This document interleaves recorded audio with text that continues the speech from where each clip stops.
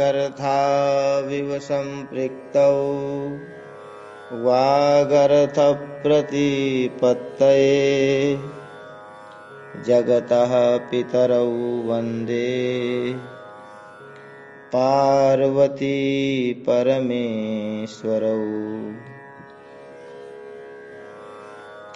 श्रीमद्भागवत महापुराण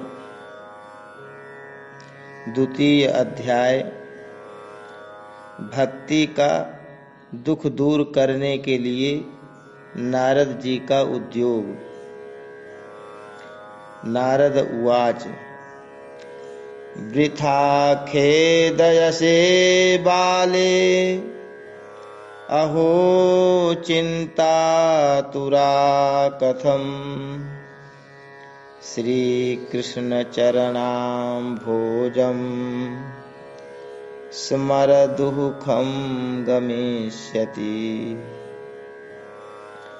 नारद जी ने कहा, बाले, तुम व्यर्थ ही अपने को क्यों खेद में डाल रही हो? अरे, तुम इतनी चिंतातुर क्यों हो? भगवान श्री कृष्ण के चरण कमलों का चिंतन करो, उनकी कृपा से तुम्हारा सारा दुख दूर हो जाएगा। जिन्होंने कौरवों के अत्याचार से द्रौपदी की रक्षा की थी और गोप सुंदरियों को सनाथ किया था, वे श्री कृष्ण कहीं चले थोड़े ही गए हैं। फिर तुम तो भक्ति हो और सदा उन्हें प्राणों से भी प्यारी हो। तुम्हारे बुलाने पर तो भगवान नीचों के घरों में भी चले जाते हैं। सत्य, त्रेता और द्वापर, इन 3 युगों में ज्ञान और वैराग्य मुक्ति के साधन थे, किंतु कलयुग में तो केवल भक्ति ही ब्रह्म सायुज्य मोक्ष की प्राप्ति कराने वाली है। यह सोचकर ही परमानंद चिन्मूर्ति ज्ञान स्वरूप श्री हरि ने अपने सत्य स्वरूप से तुम्हें रचा है। तुम साक्षात श्री कृष्णचंद्र की प्रिया और परम सुंदरी हो।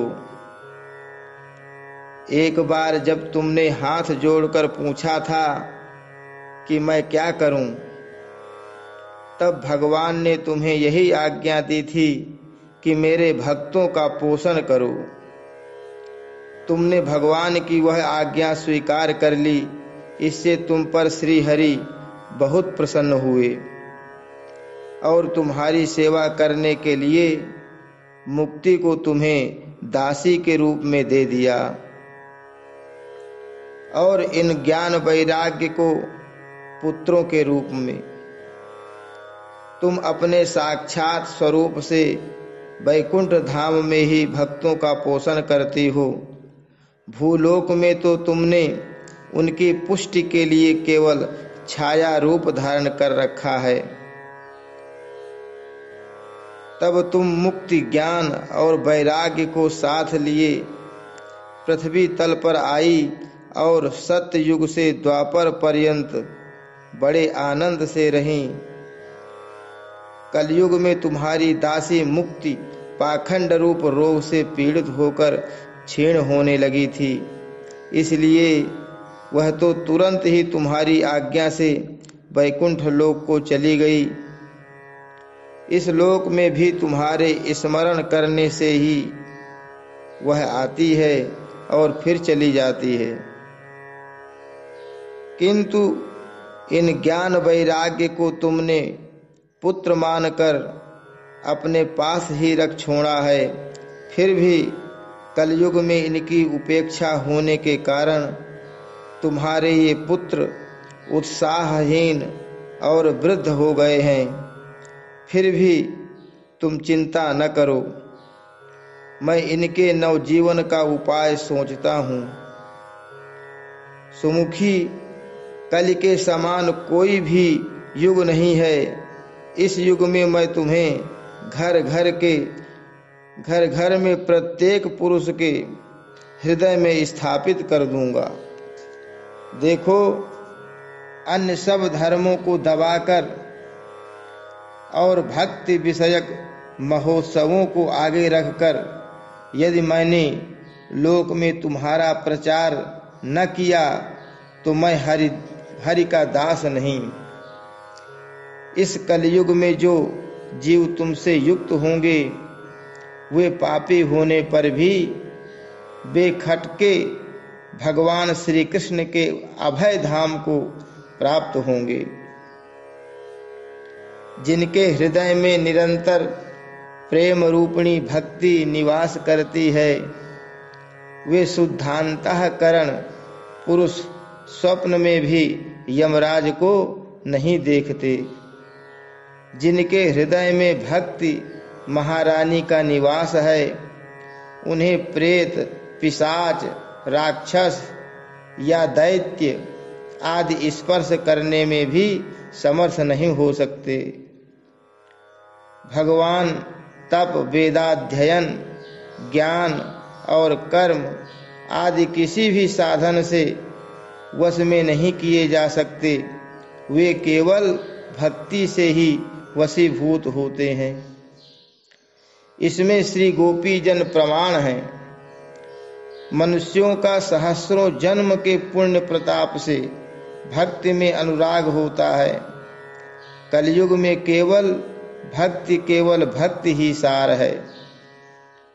भक्ति से तो साक्षात श्री कृष्णचंद्र सामने उपस्थित हो जाते हैं। जो लोग भक्ति से द्रोह करते हैं वे तीनों लोकों में दुख ही दुख पाते हैं।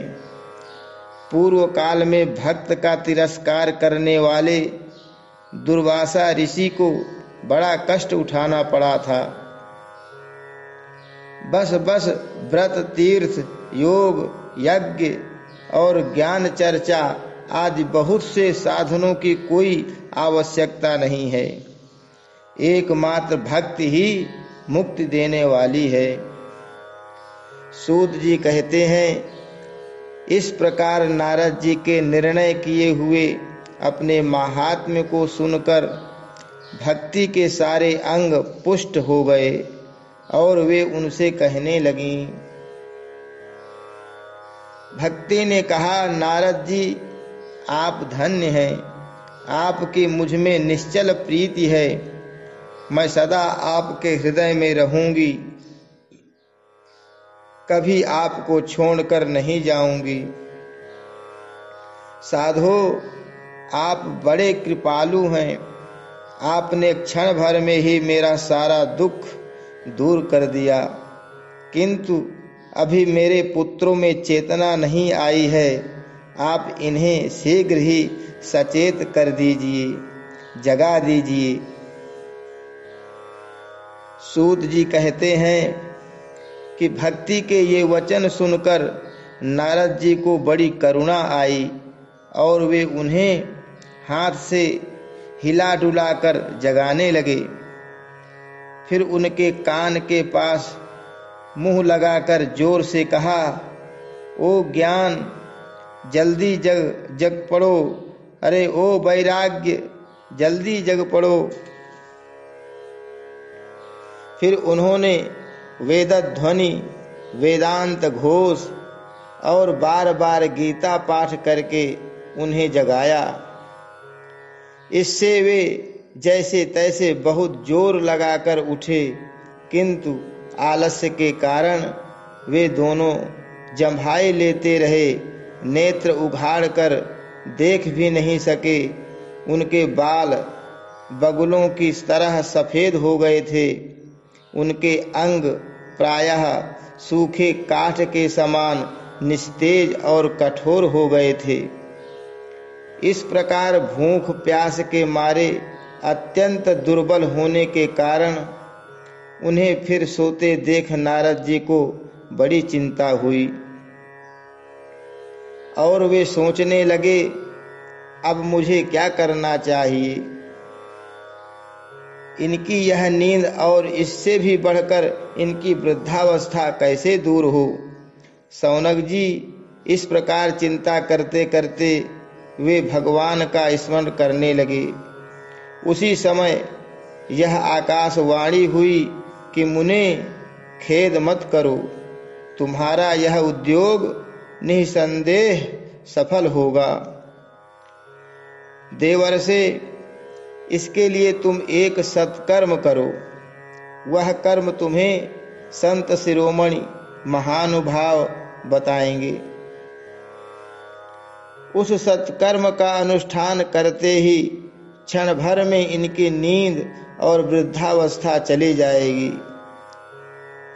तथा सर्वत्र भक्ति का प्रसार होगा। यह आकाशवाणी वहां सभी को साफ साफ सुनाई दी। इससे नारद जी को बड़ा विस्मय हुआ और वे कहने लगे, मुझे तो इसका कुछ आशय समझ में नहीं आया। नारद जी बोले, इस आकाशवाणी ने भी गुप्त रूप में ही बात कही है। यह नहीं बताया कि वह कौन सा साधन किया जाए जिससे इनका कार्य सिद्ध हो। वे संत न जाने कहाँ मिलेंगे और किस प्रकार उस साधन को बताएंगे। अब आकाशवाणी ने जो कुछ कहा है उसके अनुसार मुझे क्या करना चाहिए।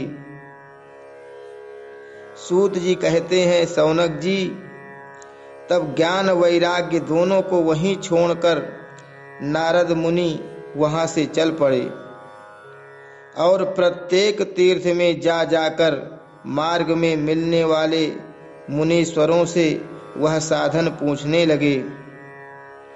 उनकी उस बात को सुनते तो सब थे, किंतु उसके विषय में कोई कुछ भी निश्चित उत्तर न देता। किन्हीं ने उसे असाध्य बताया, कोई बोले इसका ठीक ठीक पता लगना ही कठिन है। कोई सुनकर चुप रह गए और कोई तो अपनी अवज्ञा होने के भय से बात को टाल टूल कर खिसक गए। त्रिलोकी में महान आश्चर्यजनक हाहाकार मच गया। लोग आपस में कानाफूसी करने लगे। भाई, जब वेदध्वनि, वेदांत घोष और बार बार गीता पाठ सुनाने पर भी भक्ति, ज्ञान और वैराग्य ये तीनों नहीं जगाए जा सके, तब और कोई उपाय नहीं है। स्वयं योगीराज नारद को भी जिसका ज्ञान नहीं है, उसे दूसरे संसारी लोग कैसे बता सकते हैं। इस प्रकार जिन जिन ऋषियों से इसके विषय में पूछा गया, उन्होंने निर्णय करके यही कहा कि यह बात दुस्साध्य ही है। तब नारद जी बहुत चिंतातुर हुए और बदरी वन में आए। ज्ञान वैराग्य को जगाने के लिए वहां उन्होंने यह निश्चय किया कि मैं तप करूंगा। इसी समय उन्हें अपने सामने करोड़ों सूर्यों के समान तेजस्वी सनकादि मुनीश्वर दिखाई दिए। उन्हें देखकर वे मुनिश्रेष्ठ कहने लगे। नारद जी ने कहा, हे महात्माओं, इस समय बड़े भाग्य से मेरा आप लोगों के साथ समागम हुआ है। आप मुझ पर कृपा करके शीघ्र ही वह साधन बताइए। आप सभी लोग बड़े योगी, बुद्धिमान और विद्वान हैं। आप देखने में 5-5 वर्ष के बालक से जान पड़ते हैं, किंतु हैं पूर्वजों के भी पूर्वज। आप लोग सदा वैकुंठ धाम में निवास करते हैं, निरंतर हरि कीर्तन में तत्पर रहते हैं, भगवत लीला अमृत का रसास्वादन कर सदा उसी में उन्मत्त रहते हैं और एकमात्र भगवत कथा ही आपके जीवन का आधार है। हरि ही शरणम, भगवान ही हमारे रक्षक हैं। यह वाक्य मंत्र सर्वदा आपके मुख में रहता है। इसी से काल प्रेरित वृद्धावस्था भी आपको बाधा नहीं पहुंचाती। पूर्व काल में आपके भ्रूभंग मात्र से भगवान विष्णु के द्वारपाल जय और विजय तुरंत पृथ्वी पर गिर गए थे और फिर आपकी ही कृपा से वे पुनः वैकुंठ लोक पहुंच गए। धन्य है, इस समय आपका दर्शन बड़े सौभाग्य से ही हुआ है। मैं बहुत दीन हूँ और आप लोग स्वभाव से ही दयालु हैं, इसलिए मुझ पर आपको अवश्य कृपा करनी चाहिए। बताइए, आकाशवाणी ने जिसके विषय में कहा है वह कौन सा साधन है और मुझे किस प्रकार उसका अनुष्ठान करना चाहिए? आप इसका विस्तार से वर्णन कीजिए। भक्ति, ज्ञान और वैराग्य को किस प्रकार सुख मिल सकता है और किस तरह इनकी प्रेम पूर्वक सब वर्णों में प्रतिष्ठा की जा सकती है? सनकादि ने कहा, देवर्षि, आप चिंता न करें, मन में प्रसन्न हों। उनके उद्धार का एक सरल उपाय पहले से ही विद्यमान है। नारद जी, आप धन्य हैं। आप विरक्तों के शिरोमणि हैं, श्री कृष्ण दासों के शाश्वत पथ प्रदर्शक एवं भक्ति योग के भास्कर हैं। आप भक्ति के लिए जो उद्योग कर रहे हैं, यह आपके लिए कोई आश्चर्य की बात नहीं समझनी चाहिए। भगवान के भक्त के लिए तो भक्ति की सम्यक स्थापना करना सदा उचित ही है। ऋषियों ने संसार में अनेकों मार्ग प्रकट किए हैं, किंतु वे सभी कष्ट साध्य हैं और परिणाम में प्रायः स्वर्ग की ही प्राप्ति कराने वाले हैं। अभी तक भगवान की प्राप्ति कराने वाला मार्ग तो गुप्त ही रहा है। उसका उपदेश करने वाला पुरुष प्रायः भाग्य से ही मिलता है। आपको आकाशवाणी ने जिस सत्कर्म का संकेत किया है उसे हम बतलाते हैं। आप प्रसन्न और समाहित चित्त होकर सुनिए। नारद जी, द्रव्य यज्ञ, तपो यज्ञ, योग यज्ञ और स्वाध्याय रूप ज्ञान यज्ञ, ये सब तो स्वर्गादि की प्राप्ति कराने वाले कर्म की ही ओर संकेत करते हैं। पंडितों ने ज्ञान यज्ञ को ही सत्कर्म अर्थात मुक्तिदायक कर्म का सूचक माना है। वह श्रीमद् भागवत का पारायण है, जिसका गान सुकादि महानुभावों ने किया है। उसके शब्द सुनने से ही भक्ति, ज्ञान और वैराग्य को बड़ा बल मिलेगा। इससे ज्ञान वैराग्य का कष्ट मिट जाएगा और भक्ति को आनंद मिलेगा। सिंह की गर्जना सुनकर जैसे भेड़िए भाग जाते हैं, उसी प्रकार श्रीमद् भागवत की ध्वनि से कलयुग के सारे दोष नष्ट हो जाएंगे। तब प्रेम रस प्रवाहित करने वाली भक्ति, ज्ञान और वैराग्य को साथ लेकर प्रत्येक घर और व्यक्ति के हृदय में क्रीड़ा करेगी।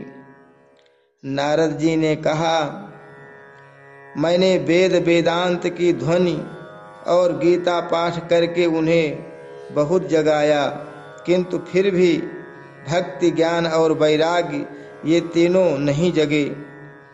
ऐसी स्थिति में श्रीमद् भागवत सुनाने से वे कैसे जगेंगे?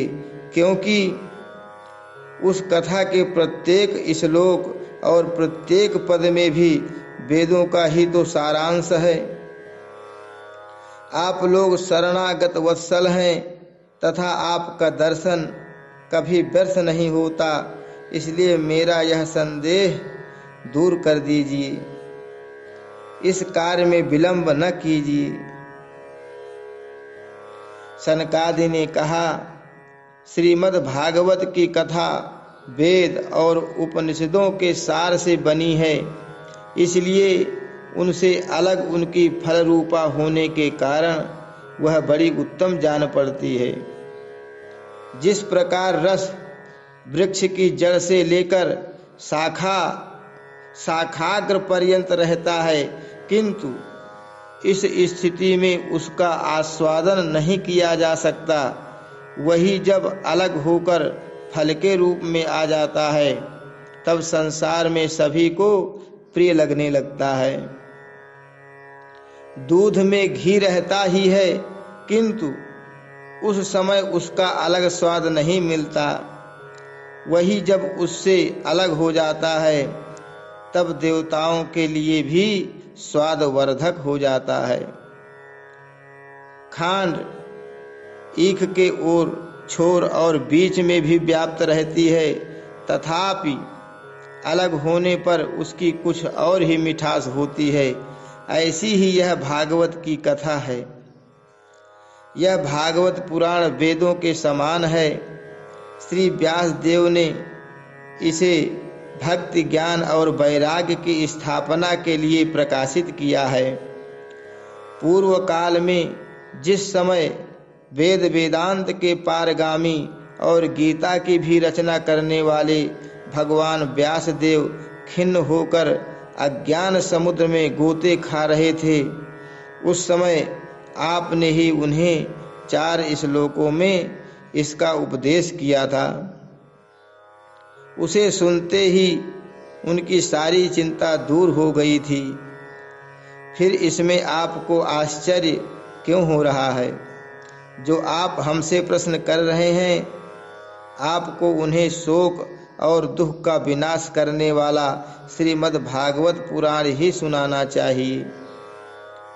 नारद जी ने कहा, महानुभावों, आपका दर्शन जीव के संपूर्ण पापों को तत्काल नष्ट कर देता है और जो संसार दुख रूप दावानल से तपे हुए हैं उन पर शीघ्र ही शांति की वर्षा करता है। आप निरंतर शेष जी के सहस्र मुखों से गाए हुए भगवत कथामृत का ही पान करते रहते हैं।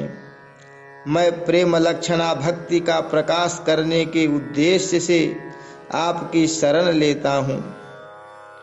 जब अनेक जन्मों के संचित पुण्य पुंज का उदय होने से मनुष्य को सत्संग मिलता है, तब वह उसके अज्ञान जनित मोह और मद रूप अंधकार का नाश करके विवेक उदय होता है। श्री कृष्णा।